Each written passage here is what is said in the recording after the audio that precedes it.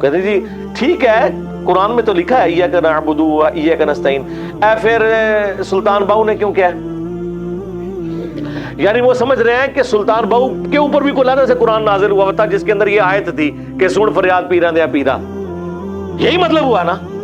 تمہیں ہم آیتیں اور حدیثیں پیش کریں اور تم آگے سے شعر پیش کرو۔ اب اس کے جواب میں اگر آپ یہ کہتے ہیں نا کہ سلطان باؤ کو واقعی کوئی نہیں تھا آتا قرآن و حدیث، تو ظاہر ہے کہ یہ پھر ناراض ہو جائیں گے۔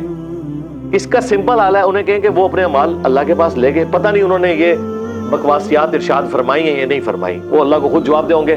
اگر وہ اللہ کے ولی تھے تو وہ یہ نہیں کر سکتے تھے، ہم ماننے کے لیے تیار نہیں ہیں۔ کلام کا تو انکار ہو سکتا ہے نا، قرآن کا انکار نہیں ہو سکتا۔ اس طرح کہہ کے جان چھڑائے، یا پھر ہماری طرح پھر سیدھے ہو جاؤ انہوں نے، اسی کہنا لے لو جڑا جڑا آندا جے آ جاؤ، پھر دساں گے کہ وہ کتابیں اور کے گستاخیاں لکھیاں نے، پھر ہم چشتی رسول اللہ نکالیں گے، اشرفی رسول اللہ نکالیں گے، کشف المحجوب کا پوسٹ مارٹم کر دیں گے، تذکرۃ الاولیاء کی گستاخانہ عبارتیں نکالیں گے، تو پھر ان کی کانپیں ٹانگنے شروع ہو جائیں گی کہ کتنی خطرناک باتیں کر رہا ہے، ان کی ٹانگیں کانپیں گی کہ کتنی خطرناک باتیں کر رہا ہے۔ تو وہ پھر آخری حل ہمارے پاس ہی ہوتا ہے۔ سچائی کی آواز کو بلند کرنا یہ ہر بندے کی ذمہ داری ہے۔ انہوں نے جھوٹ دلیری کے ساتھ پھیلایا ہے، اور جس نے توحید کی بات کی اسے انہوں نے گستاخ کہا، اور اپنے بزرگ بابوں کے نظریات دلیری سے پھیلائے۔ تو ہم کیا اپنے نبی علیہ السلام کی مبارک دعوت کو دلیری سے نہیں پھیلا سکتے؟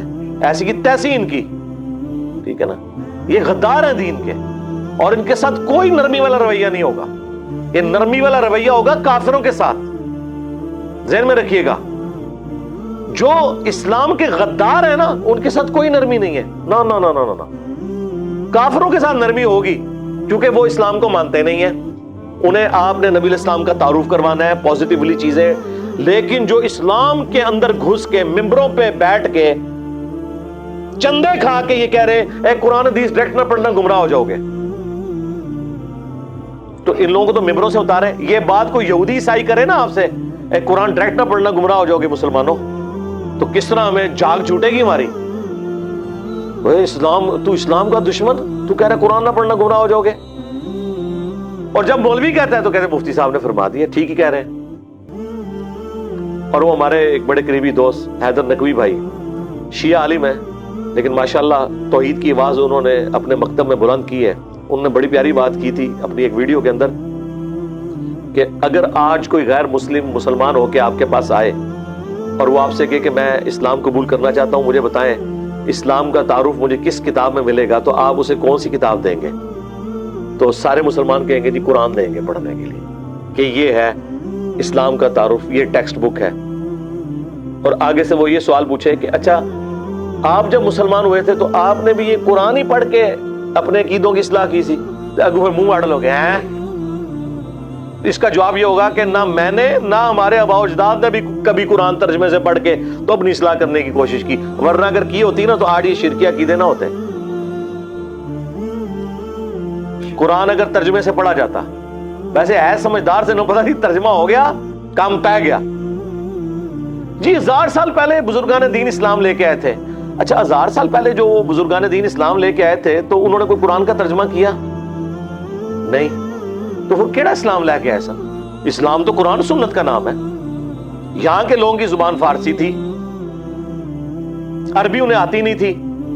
ویسے جو لے کے آئے ان میں سے بھی کئی کو عربی نہیں آتی ہوگی، لیکن انہیں تو نہیں مننا، لیکن ہم کہتے ہیں ان کو آتی تھی۔ تو جب وہ آئے انہوں نے یہاں قرآن کیوں نہیں ترجمہ کیا جہاں اتنا فارغ ٹائم تھا کہ تصوف کی کتابیں لکھتے رہے؟ یعنی فارغ ٹائم تھا نا، انی موٹی کتابیں لکھ کے ٹر گئے، قرآن کا ترجمہ کیوں نہیں کیا؟ وہ تو شاہ ولی اللہ دہلوی نے کیا ہے، بمشکل 200-250 سال ہوئے ہیں، 1176 ہجری میں فوت ہوئے ہیں، آج چل رہا ہے 1444 ہجری۔ اس سے پہلے تو کسی نے قرآن کا ترجمہ نہیں کیا۔ اور بخاری کا ترجمہ تو 8 سے 100 سال پہلے کیا تھا ایک دیوبندی عالم نے، اور وہ ترجمہ کر کے اہل حدیث ہو گئے۔ علامہ وحید الزمان دیوبند کے عالم تھے، بخاری مسلم کا ترجمہ کیا تقریباً 1920 کی بات ہے۔